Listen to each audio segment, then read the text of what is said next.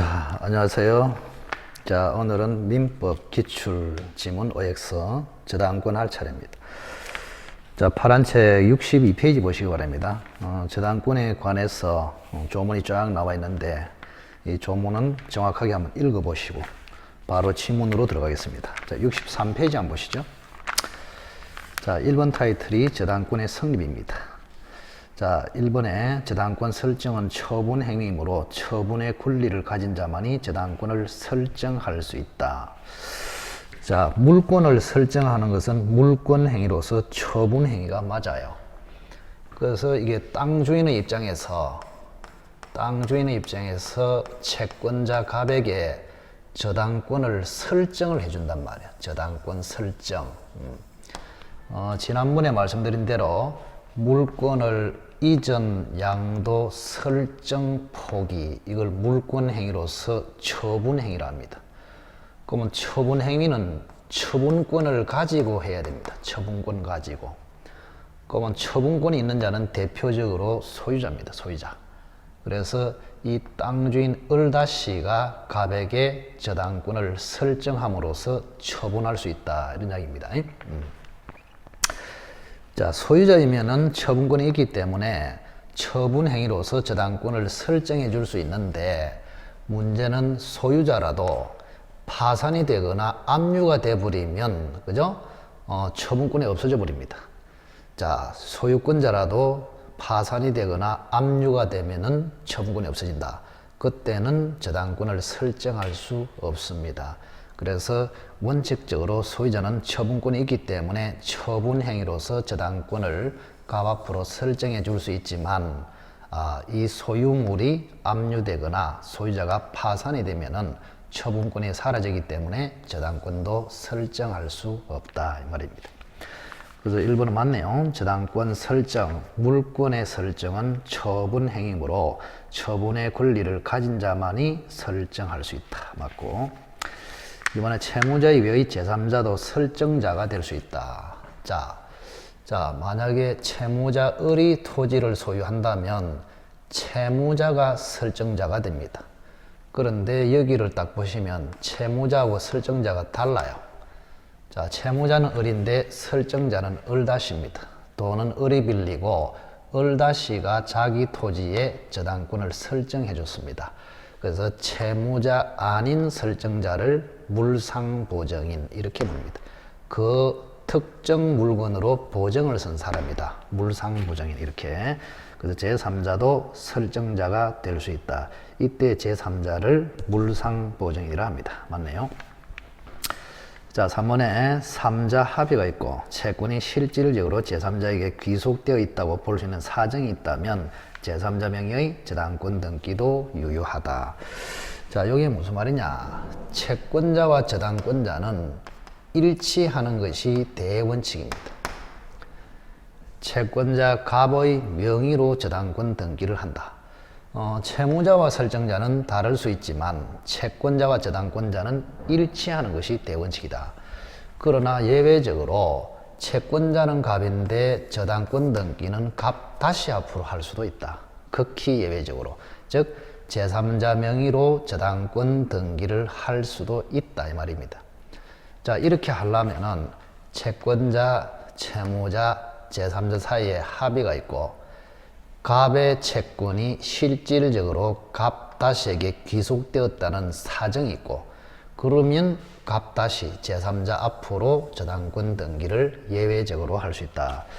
자, 두 가지를 좀 줄 거세요. 채권자, 채무자, 제3자 사이에 합의가 있고, 그 다음에 채권이 실질적으로 제3자에게 귀속되었다, 이런 사정이 있으면 제3자 명의의 저당권 등기도 유효하다. 잘 기억하십시오. 맞습니다. 주로 이제 갑이라는 사람이 갑 다시에게 채권을 양도를 하는 경우가 있겠죠. 그죠? 양도. 그러면 채권을 양도를 해버리면, 그죠? 채권이 실질적으로 갑 다시 앞으로 귀속이 됐잖아요. 그때는 갑 다시 앞으로 저당권 등기를 해도 괜찮다. 뭐 이런 이야기가 되겠습니다. 간단하게. 자, 채권 양도 또는 채무 인수, 뭐 상속, 이런 경우에 제3자 앞으로 채권이 실질적으로 귀속이 될 수가 있습니다. 그죠? 그래서 일단은 뭐 정확하게 귀속이 제3자포로 완료됐다. 뭐 그렇게 보면은 너무나 당연한 소리고, 여기는 실질적으로 채권이 갑다시에게 귀속이 완료됐다가 아니고 양도 계약만 단순히 하더라도 실질적으로 갑다시에게 귀속됐다고 볼 수 있단 말이에요. 그런 경우에는 갑다시 앞으로 저당권 등기를 해도 된다, 이런 이야기입니다. 자, 4번에 한 필지 일부에 대해서 저당권 설정할 수 있다. 틀렸습니다. 자, 저당권의 객체는 그죠? 부동산, 그 다음에 지상권, 전세권, 지분, 이렇습니다. 민법상의 저당권의 객체는 네 가지: 부동산, 지상권, 전세권, 지분. 요 지분은 권리의 일부를 이야기하죠, 그죠? 권리의 일부. 자, 그러면 부동산의 일부, 여기는 저당권 객체로 삼을 수가 없어요. 자, 그래서 조심해야 됩니다. 자, 부동산은 하나가 돼야 됩니다. 토지 한 필, 건물 한 동이 돼야지 그것의 일부에 대해서는 저당권이 설정될 수 없습니다. 그리고 지상권에도 되고 전세권에도 되고 권리의 일부인 지분에도 됩니다. 조심하세요. 그래서 용익권하고 정반대입니다. 용익권의 대상은 지분에는 안 되고 부동산 일부에는 되고, 저당권은 부동산 일부에는 안 되고 지분에는 되고, 반대로 되어 있습니다. 자, 그래서 4번은 틀리네요. 부동산 일부에 대해서는 저당권을 설정할 수 없다. 틀렸고, 5번에 지분을 목적으로 저당권을 설정할 수 있다. 맞네요. 자, 6번에 저당권의 객체 중에서 지상권 되고 전세권 되고 특별법으로 광업권, 업권도 되고 임목법상의 임목도 됩니다. 그런데 지역권은 객체가 안 됩니다. 그래서 지역권 때문에 6번은 X가 되겠습니다. 그저 특별법으로 보면은 업권도 되고 광업권도 되고 등기된 임목도 되고 또 건설기계 있잖아요, 그죠? 자동차, 항공기, 선박, 중기, 이런 것들도 저당권의 객체가 될 수 있다. 그래서 저당권의 객체는 굉장히 넓어요. 넓은데 민법의 객체를 정확하게 알고 있어야 된다. 부동산, 지상권, 전세권, 지분, 이렇습니다. 특별법으로는 이렇게 확대가 될 수도 있다. 자, 어쨌든 6번은 지역권 때문에 틀렸습니다. 자, 7번 등기된 임목이나 등록된 건설기계도 저당권의 객체가 된다. 맞네요, 그죠? 자, 8번에 저당권에 의해서 담보될 수 있는 채권은 금전채권에 한한다. 요 채권이 있잖아요. 저당권으로 담보된 채권, 요 채권을 우리는 피담보채권이라 합니다. 저당권으로 담보된 채권을 피담보채권으로 한다. 그럼 피담보채권은 금전채권이 원칙입니다. 자, 1억을 빌려주고 1억에 대한 채권, 금전채권 맞죠? 금전채권이 원칙인데 비금전채권, 즉 특정물채권, 예외적으로 특정물채권도 피담보채권이 가능하다, 이런 이야기입니다. 자, 1억에 대한 채권을 확보할 목적으로 저당권을 설정할 수 있다. 그건 너무나 당연한 것이고, 그런데 갑이라는 사람이 을에게 쌀 100가마를 빌려주고 100가마에 대한 반환 채권을 담보할 목적으로 저당권 설정을 할 수도 있습니다. 그래서 금전 채권이 아닌 특정물 채권도 피담보 채권이 된다. 그런데 문제는 특정물 채권은, 자, 쌀 100가마 채권은 등기하기가 곤란하단 말이에요. 그래서 그때는 요 특정물 채권의 가격이 있잖아요, 가격. 이 가격을 반드시 등기부에 기재를 해야 됩니다. 기재. 이렇게 기억하시고. 자, 그래서 8번 틀렸네요. 금전 채권이 한한다가 아니고 예외적으로 특정물 채권도 가능합니다. X. 자, 이번에 저당권의 효력 볼까요? 원본 반환이 2년간 지체된 경우에 채무자는 원본 및 지연배상금 전부를 변제해야 저당권 등기 말소를 청구할 수 있다. 주인공이 채무자입니다. 채무자는 다 갚아야 하죠. 그래서 채무자는 2년간 지체됐으면 원본 플러스 지연이자 2년치 전부를 변제해야 저당권 등기에 말소를 청구할 수 있다. 정확하게 맞네, 그죠? 채무자가 했기 때문에 그렇습니다. 채무자. 2년간 지칠다. 자, 1-1을 보시면 원본 위약금 저당권 실행비용 목적물의 하자로 인한 손해배상금 이행기일을 경과한 이후에 1년분의 지연배상금 등이 피담보 채권의 범위다.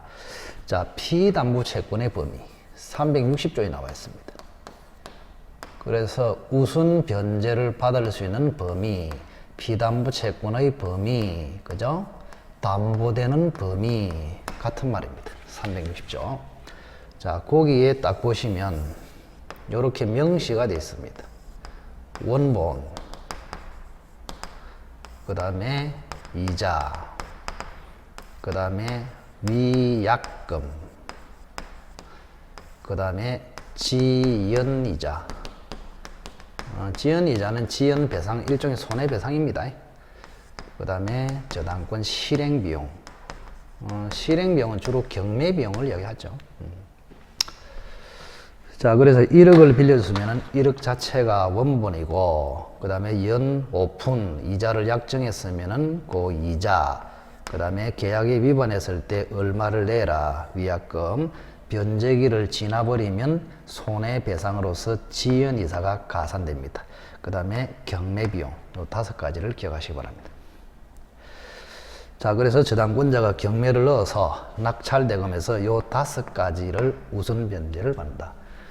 경매비용까지 우선 변제 받는 목적은, 원래는 경매비용은 채무자가 부담하는데, 자, 채권자인 저당권자가 일단 법원에 선납을 하고 경매를 붙여서 낙찰대금에서 우선 변제를 받는 방식으로 합니다.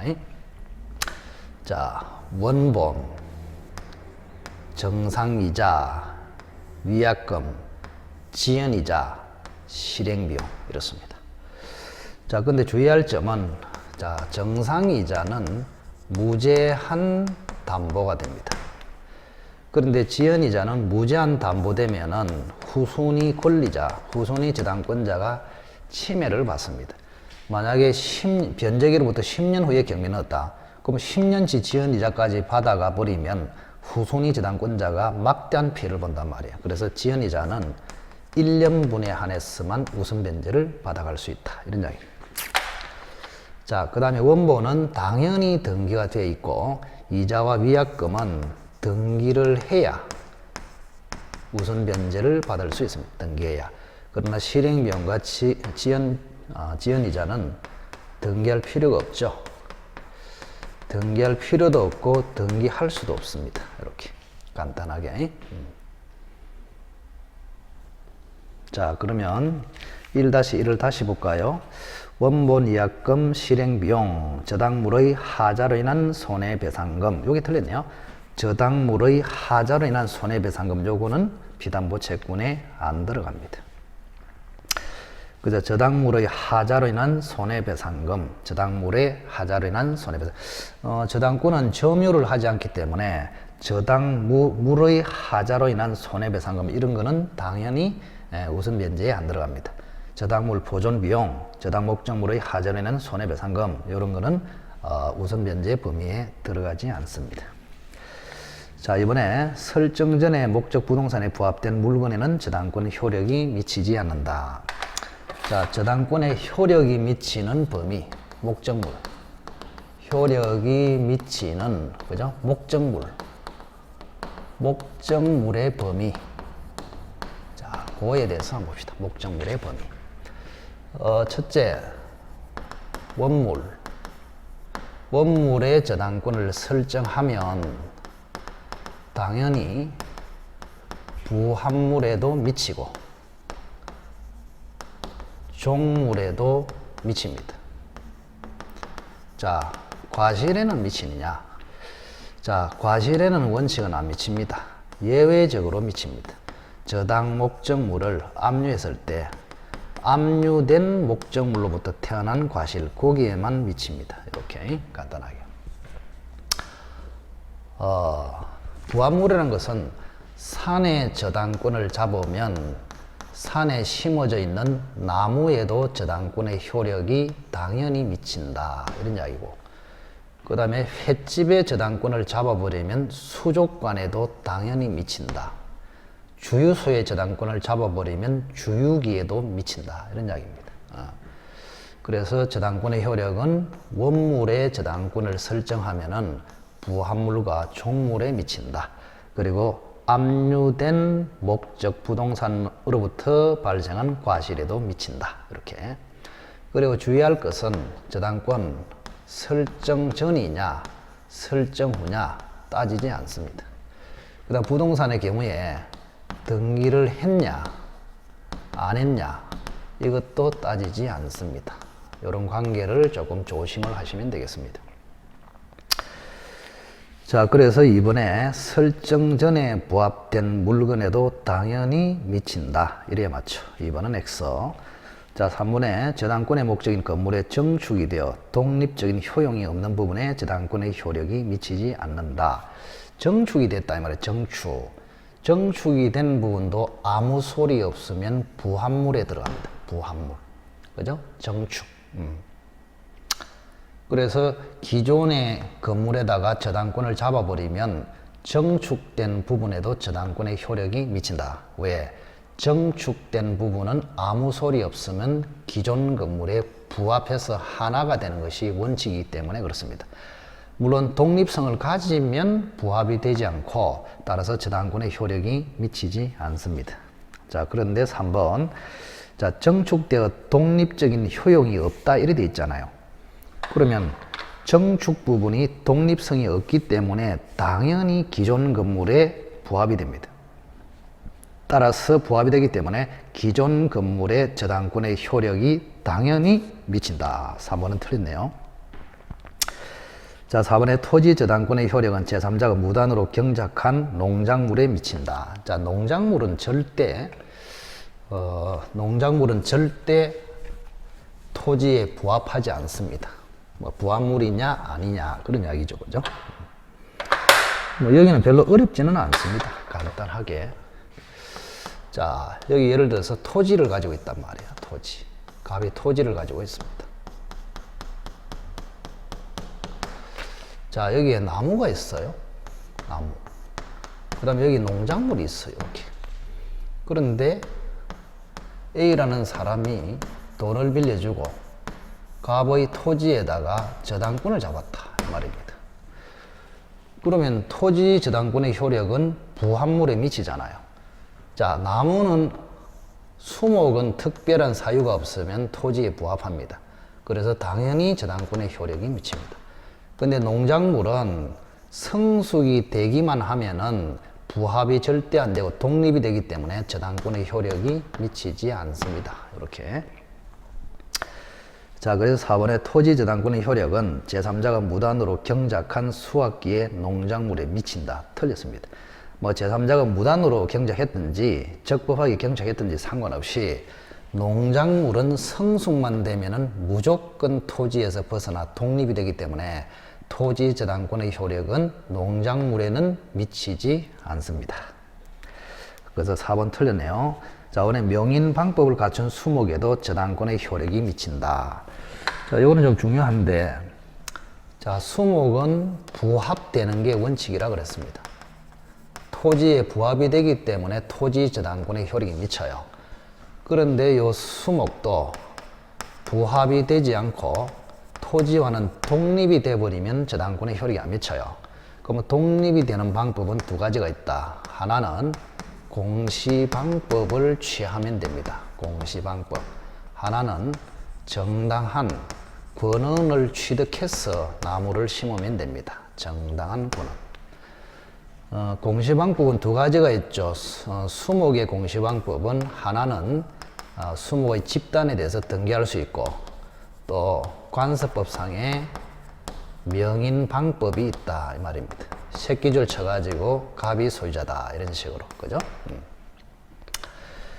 자, 그래서 결국 5번은 명인방법을 갖춘 수목은 토지에 부합하지 않고 독립이 되기 때문에 토지 저당권의 효력이 안 미친다 이래 맞죠. 그래서 5번은 X입니다. 자, 6번에 을 소유 토지를 임차하여 건물을 신축한 갑이 건물에 설정한 저당권이 실행되어 병이 건물의 소유권을 취득한 경우에 특별한 사정이 없는 한 갑의 토지 임차권은 병에게 이전된다. 자, 6번도 굉장히 중요하네요. 자, 을 소유 토지 이렇게 되어 있습니다.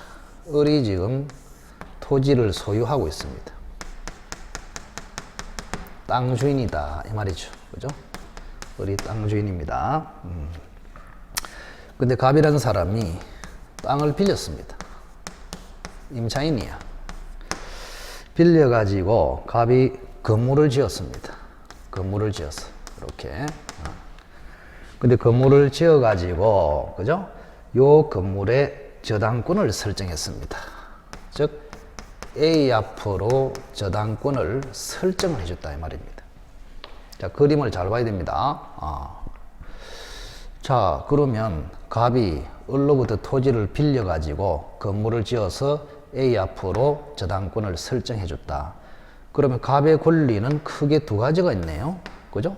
건물에 대해서는, 그죠? 소유권을 가지고 있고, 토지에 대해서는 임차권을 가지고 있네요. 그러면 소유권은 주권이고, 임차권은 종권 아닙니까? 그래서 아까 원물의 저당권을 설정하면은 종물에도 미친다 이래 돼 있잖아요. 그럼 우리 판례는 이걸 확대해 가지고 주권의 저당권을 설정하면은 종권에도 효력이 미친다. 이거를 종권 이론이라 합니다. 자, 그러면 결국 A라는 사람이 건물에다가 저당권을 잡았다는 말은 건물 소유권의, 즉 주권의 저당권을 잡았단 말이에요. 그럼 주권의 저당권을 이렇게 딱 잡아버리면 저당권의 효력은 종권에도 미친다 이 말입니다. 그래서 만약에 A가 경매를 신청하잖아요. 그죠? 경매를 신청하면은 낙찰이 될 거 아닙니까? 이렇게 S한테 낙찰이 된단 말이에요. 그러면 낙찰의 범위는 저당권의 효력이 미치는 범위까지 낙찰이 되거든요. 그러면 건물에 대한 소유권도 낙찰되고 토지 임차권도 낙찰이 된단 말이에요. 같이. 그래서 결론적으로 결국 S는 건물 소유권도 낙찰받고 토지 임차권도 낙찰받고, 그래서 임차권도 낙찰자에게 이전이 돼버립니다. 그런 이야기입니다. 자, 그래서 6번은 정확하게 맞네요. 그죠? 저당권이 실행되어 병이, 여기는 병이라고 되어 있네. S가 아니고. 자, 병이 건물의 소유권을 취득하면은 특별한 사정이 없는 한 종권인 토지 임차권도 취득한다. 그래서 임차권도 병한테 이전된다. 맞네요. 그죠? 자, 7번 보겠습니다. 저당권자는 목적물의 소실로 인하여 설정자가 취득한 화재 보험청구권에 대해서 물상대위권을 행사할 수 있다. 맞습니다. 물상대위. 우리가 이제 물상대위가 우선 변제를 확보하기 위한 수단이거든요. 물상대위. 개념을 잠시 한번 보시면, 자, 갑이라는 사람이 집을 한 채 가지고 있다 이 말입니다. 그런데 을이라는 사람이 돈을 빌려주고 저당권을 지금 잡았습니다. 이렇게. 근데 이 집이 A라는 보험회사에 가입이 되어 있었다 이 말입니다. 자, 이런 상태에서 집이 불타버렸습니다. 누가? 병이란 사람이 방화를 해버렸다. 방화. 이렇게. 그 집이 불타버렸어. 소실해버렸어요. 이렇게. 그러면 저당권은 당연히 소멸합니다. 자, 그런데, 자, 갑의 집이 불타고 난 다음에 갑에게 생긴 것이, 그죠? A 회사에 대한 보험금, 정확하게는 보험금을 청구할 수 있는 권리입니다. 보험금 청구권이 생겼고, 그 다음에 병에 대해서 손해배상금 청구권이 생겼습니다. 그리고 또 혹시나 이 집을 국가에서 수용을 해버렸다면은 국가에 대해서 보상금 청구권이 생깁니다. 자, 그러면 이 세 가지 특징이 뭐냐? 자, 저당권의 목적물이 없어지고 대신 생긴 것입니다. 없어지고. 자, 이거를 우리는 변형물이라 합니다. 변형물. 변형물이라고 합니다. 이렇게. 그러면 을의 저당권은 집에 대해서는 저당권이 존속할 수가 없잖아요. 집이 소실돼서니까.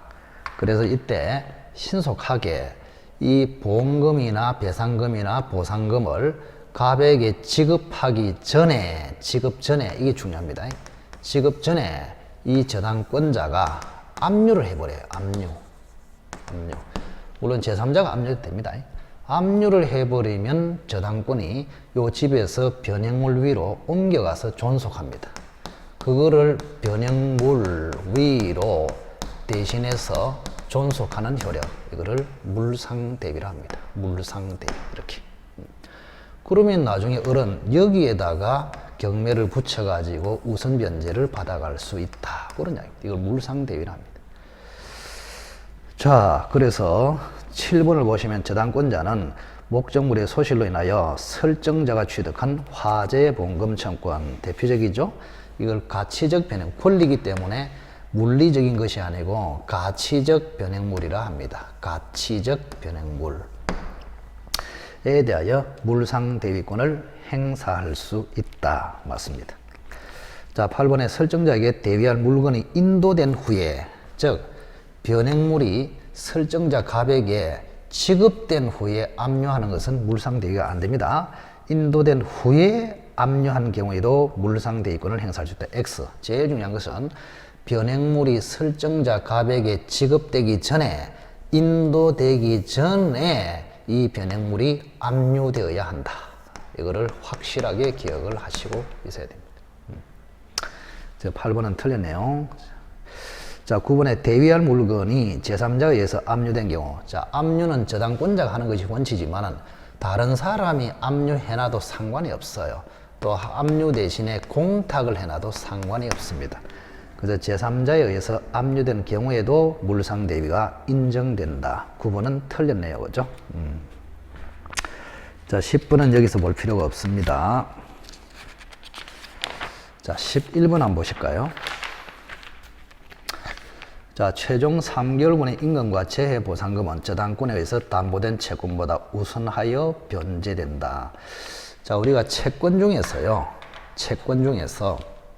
강력한 채권이 있습니다. 강력한 채권 중에서. 자, 물권과 대등한 채권이 있고, 오히려 물권보다 더 우선하는 채권이 있습니다. 자, 채권 중에서 물권보다 우선하는 채권, 요 두 가지 정도 기억해야 됩니다. 소액 임차인의 최우선, 임차인의 최우선 변제권, 그죠? 서울 같으면 보증금이 1억 1천 이하의 3,700까지는 선순위 물권자보다도 우선한다. 그리고 근로자의 임금 우선 특권.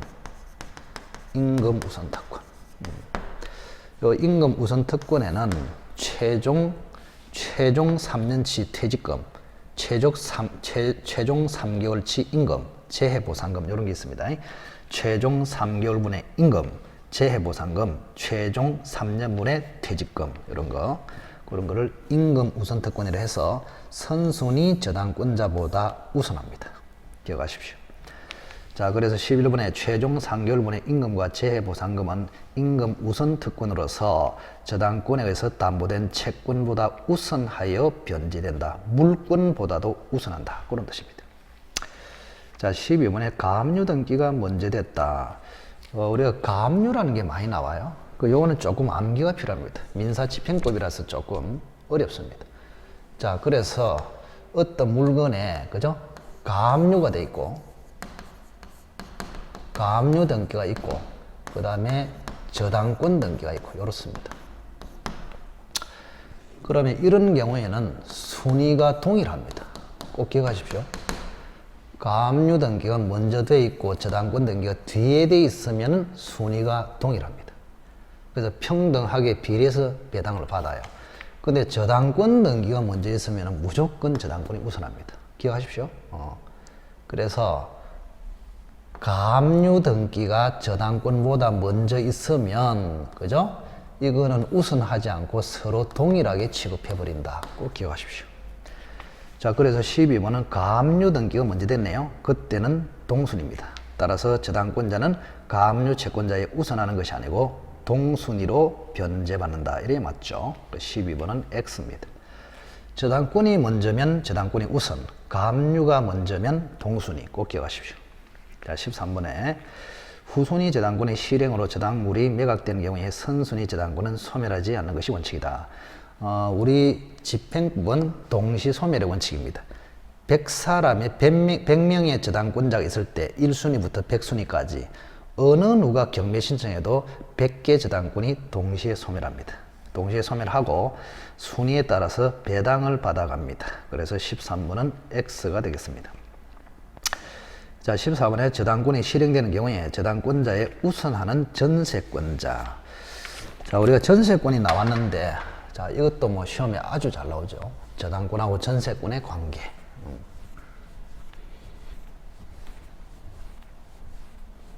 뭐, 이거는 실무상 많이 있습니다.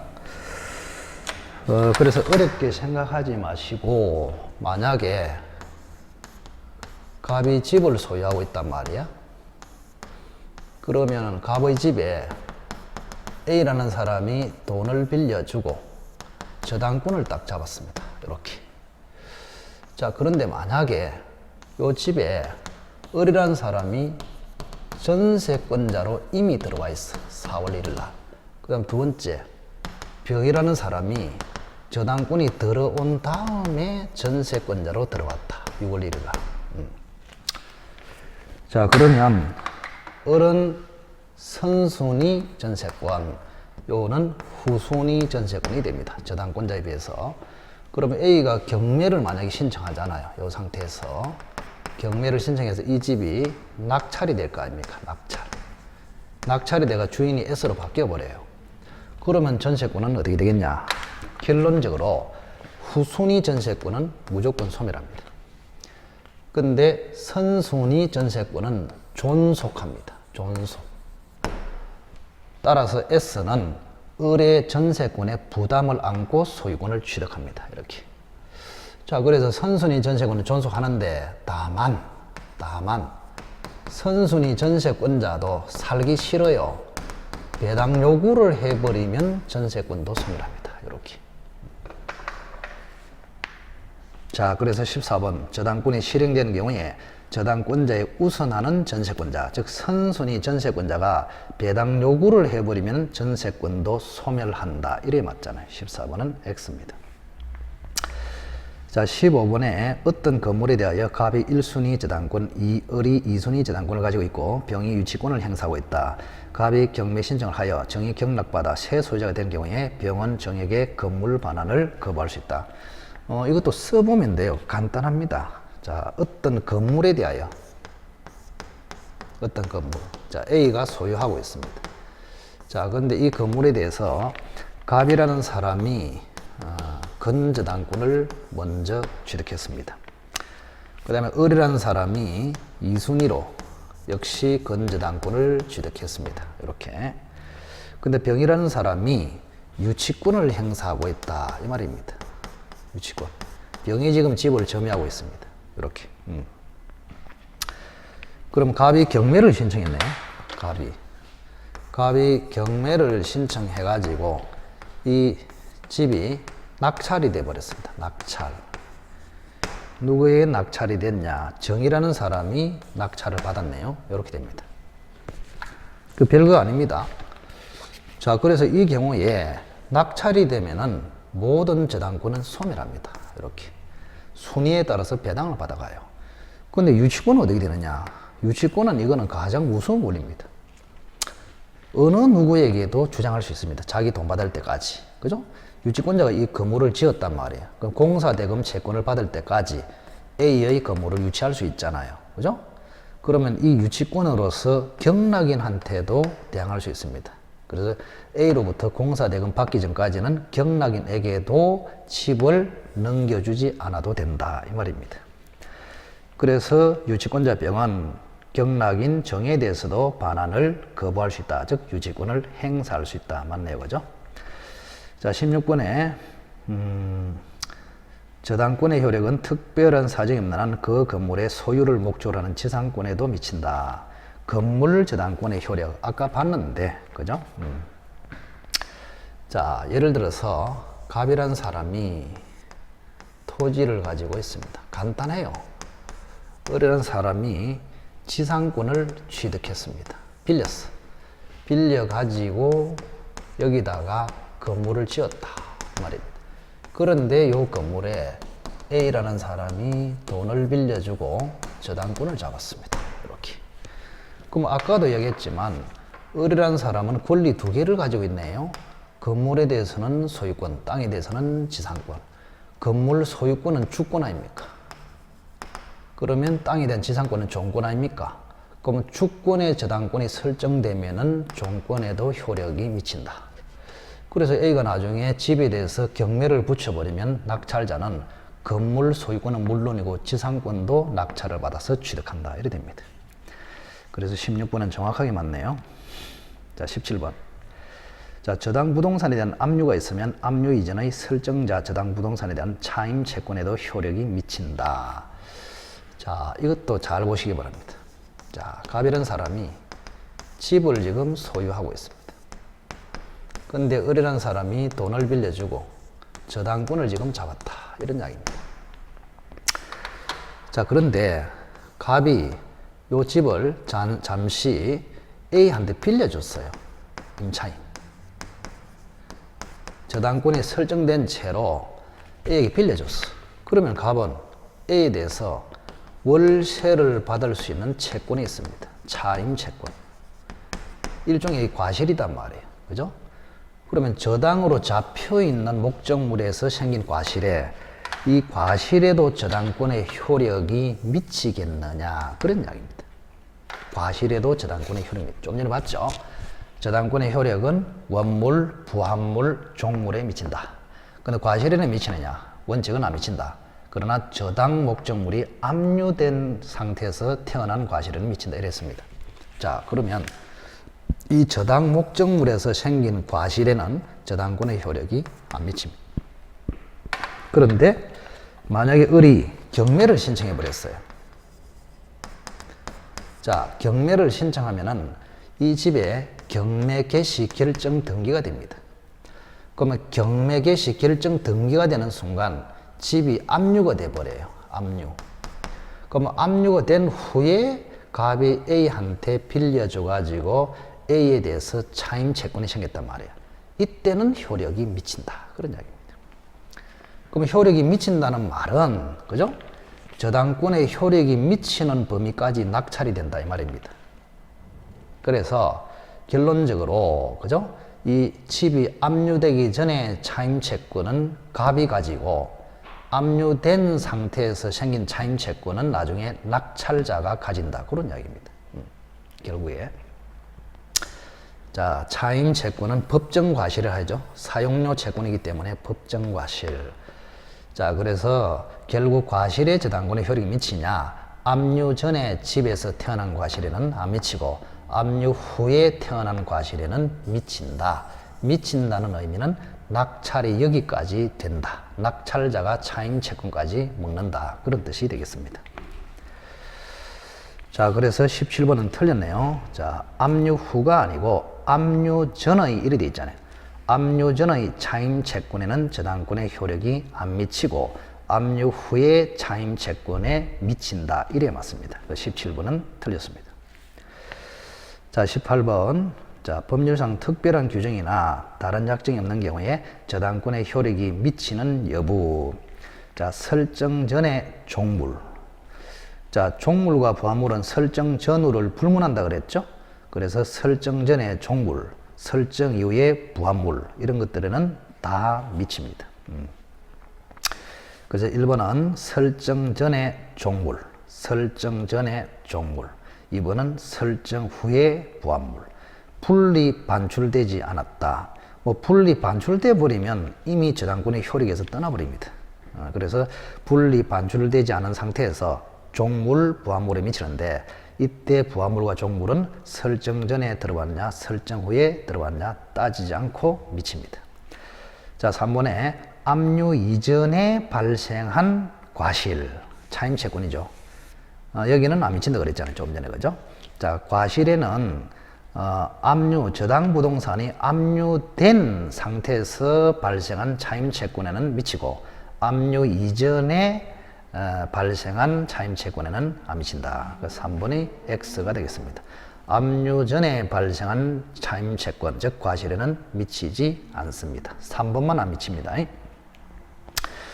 자, 19번의 갑은 그 소유 나대지 X에 을에 대한 채무를 담보를 위해서 을 명의의 저당권을 설정하였다. 이후 병은 X의 건물 Y를 신축하여 소유하고자 갑으로부터 X를 임차하여 Y를 완성한 후 Y의 정명의의 저당권을 설정했다. 뭐 조금 복잡해 보이는데 별거는 아닙니다. 별거는 아니에요. 그래서 민법은 그냥 눈으로 읽어서 이렇게 판단이 빨리빨리 잘 안 됩니다.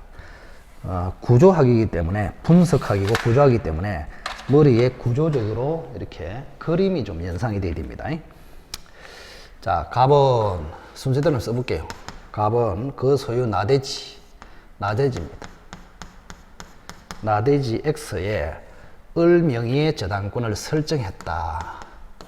을 명의의 저당권을 설정했다. 이렇게 되어 있잖아요. 그죠?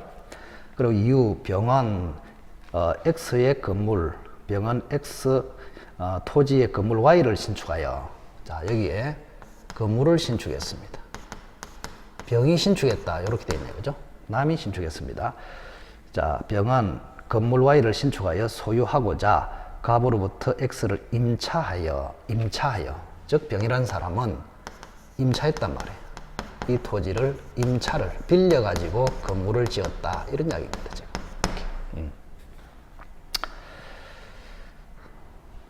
자, 정명의의 저당권을 설정하였다.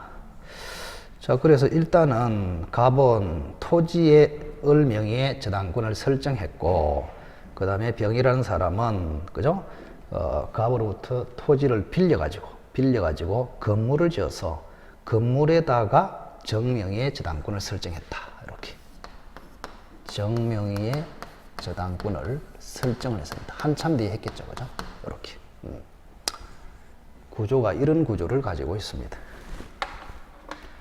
자, 그러면 최초로 스토리를 보시면, 자, 갑의 토지에, 그죠? 을이 최초로 저당권을 취득했고, 그 다음에 병이라는 사람이 6월 1일 날 토지를 빌려가지고 건물을 지어서 정합으로 저당권 설정을 해줬다. 이런 이야기입니다. 이 그림을 잘 보시기 바랍니다. 자, 1번에 보시면 을은 갑에 대해서 채권과 분리하여 저당권을 타인에게 양도할 수 없다. 을은 갑에 대하여 을은 갑에 대한 채권. 자, 이 사람은, 을이라는 사람은 두 가지가 있잖아요. 그죠? 피담보 채권하고 저당권하고 두 개를 가지고 있습니다. 그러면 이 채권은 주권이고 저당권은 종권입니다. 종권이 되겠습니다. 잠시 종권이 되겠다. 자, 1번부터 한번 볼까요? 자, 을은 갑에 대한 채권과 분리하여 저당권을 양도할 수 없다. 이 저당권은 종권이기 때문에 채권이 이전되면은 따라서 이전됩니다. 그래서 이 저당권은 채권과 분리하여 혼자서 양도될 수가 없습니다. 이걸 부종성 원리를 하죠. 그죠? 자, 1번은 맞고, 2번에 을이 X에 대한 저당권을 실행하는 경우에 Y에 대해서도 일괄 경매를 청구할 수 있다. 자, 어떻습니까? 자, 을이라는 사람이 요 토지의 경매를 신청할 때 지상 건물까지 한꺼번에 경매를 신청할 수 있다. 이걸 일괄 경매를 하잖아요. 그러면 일괄 경매가 되기 위해서는 첫째, 저당권 설정 후에 건물이 들어서야 됩니다. 그거는 맞네요. 그죠? 일단은 6월 1일 날 토지를 빌려가지고 뭐 6월 며칠 날 건물을 지었고 7월 1일 날 저당권을 설정했으니까 저당권 설정 후에 건물이 들어왔다. 맞습니다. 첫째는 저당권 설정 후에 건물이 들어오고, 두 번째는 토지 저당권 설정자가 반드시 위의 건물을 소유하고 있어야 됩니다. 그런데 여기는 저당권 설정자는 갑이고 건물 주인은 병 아닙니까? 그래서 갑이 소유하는 것이 아니고 병이 소유하고 있잖아요. 그래서 일괄 경매는 할 수 없습니다. 그래서 2번은 X네요. 그죠? 자, 다시 한번 저당권자가 지상 건물까지 일괄 경매를 하려면 이 건물이 저당권 설정 후에 지어져야 되고 또 저당권, 토지 저당권 설정자가 건물을 소유해야 됩니다. 근데 여기는 제3자 병이 소유하기 때문에 일괄 경매는 안 됩니다. 2번은 X. 자, 정의 Y에 대한 저당권 실행으로 무가 경락을 받아 대금을 완납하면 특별한 사정이 없는 한 병의 X에 관한 임차권은 무에게 이전된다. 자, 지금 무가 경매를 신청했네요. 무가. 자, 무가 경매를 신청한 것이 아니고 정의 신청했네. 자, 정의 경매를 신청하면은 이 건물이 S한테 무라고 할까요? 무라 돼 있네. 무한테 지금 낙찰이 될 거 아닙니까? 이렇게 낙찰. 그러면 낙찰이 범위가 뭐냐? 건물에 대해서는 당연히 낙찰이 될 것이고, 자, 또 이 병이라는 사람이 건물을 소유하기 위해서 땅을 빌렸단 말이야. 그럼 건물 소유권은 주권이고 토지 임차권은 종권 아닙니까? 그러면 건물에 대한 저당권의 효력이 종권에도 이렇게 미치잖아요. 그죠? 그래서 토지 임차권도 낙찰을 받습니다. 이렇게. 그래서 무라는 사람은 건물 소유권도 취득하고 토지 임차권도 취득하고 이렇게 돼버립니다. 그래서 병의 X에 대한 임차권은 무한테, 낙찰자 무한테 이전된다. 맞네요. 그죠? 자, 4번에 정의 Y에 대한 저당권 실행되더라도 을의 저당권은 소멸하지 않는다. 어떻습니까? 지금 정의라는 사람은 건물의 저당권을 잡은 사람이고 을은 토지의 저당권을 잡은 사람. 대상이 전혀 다르죠. 그죠? 그래서 이 정의 저당권과 을의 저당권은 아무런 관련이 없습니다. 같은 대상이 있어야 선순위, 후순위, 가치 소멸, 존속 이런 게 논의가 되죠. 그래서 정은 건물의 저당권자고 을은 토지 저당권자이기 때문에 전혀 별개입니다. 따라서 정의 건물에 대한 저당권이 실행되더라도 토지 을의 저당권은 소멸하지 않는다. 당연히 맞죠. 자, 이번에 갑이 토지를 매도하는 경우에 을은 매매 대금에 물상 대위를 할 수 있다. 갑이 토지를 매도했어. 자, 토지를 매도했다. 자, 을이라는 사람은 토지의 저당을 잡고 있는데 이 갑이라는 사람이 이 토지를 매도를 해버렸어요. 갑다시한테 이렇게 팔아버렸어. 그럼 갑은 갑다시에게 매매 대금 채권이 있단 말이에요. 그럼 여기에 저당권이 물상 대위를 할 수 있겠는가? 당연히 안 되죠. 우리가 물상 대위가 되려 하면은 저당으로 잡혀 있는 목적물, 즉 토지가 없어지고 대신해서 생겨야 거기에다가 물상 대위를 합니다. 근데 갑이 토지를 갑다시한테 팔아버리면 토지는 그대로 있잖아요. 이렇게 갑다시에게. 토지가 없어지지 않잖아요. 그 토지가 그대로 있기 때문에 그대로 이 토지에 저당권의 효력이 미치므로 이거 매매대금 채권 위에 저당권이 옮겨갈 필요가 없단 말이에요. 그래서 우리 물상 대비에서 제일 중요한 게 저당 목적물이 없어지고 대신 생겨야 변액물이 되고 변액물이 돼야 물상 대위 대상이 됩니다. 그런데 여기는 토지가 매매가 됐기 때문에 토지가 없어진 것이 아니고 그대로 존속합니다. 따라서 매매대금 채권은 변액물이 아니에요. 그래서 토지 저당권의 효력은 그대로 토지에 미치지 매매대금 채권 위로 물상 대위 할 수는 없다. 이런 이야기입니다. 그죠? 자, 19번은 조금 수준이 높다. 그죠? 높은데 문제는 굉장히 좋습니다. 그래서 19번은 정확하게 2번이 틀렸습니다. 2번이 틀렸고 나머지는 다 옳습니다. 자, 여기까지가 저당권의 일반적인 내용이 되겠습니다. 저당권은 워낙 내용이 많아서 일단은 분리해서 여기까지 하고 다음에 연속하도록 하겠습니다.